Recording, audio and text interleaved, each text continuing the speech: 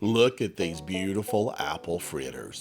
They're golden and crispy on the outside, tender and packed with apples on the inside, and finished with a sweet vanilla glaze. Let me show you how easy these are to make.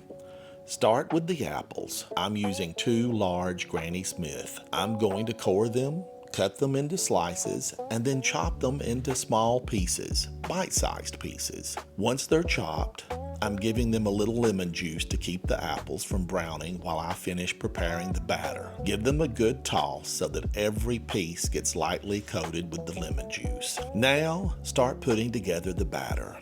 I'm measuring out 1½ cups of all-purpose flour and adding it to a large mixing bowl. Then add 1/4 cup of sugar. These fritters aren't overly sweet because the applesauce and the vanilla glaze will add plenty of sweetness later. Next, add 2 teaspoons of baking powder. Then 1/2 teaspoon of salt.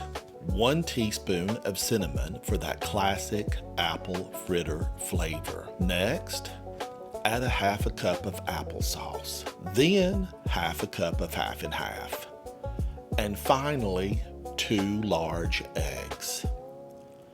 Now mix everything together until we have a smooth, thick batter. Fold in the chopped apples, making sure they're evenly distributed throughout the batter.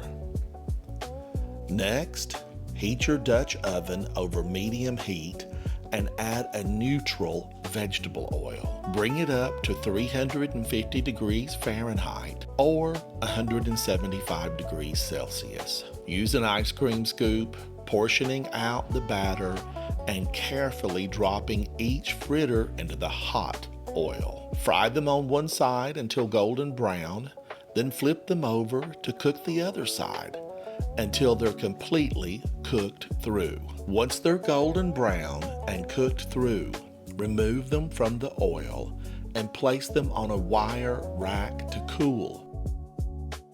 Then finish with the rest. While the fritters are cooling, make a simple glaze.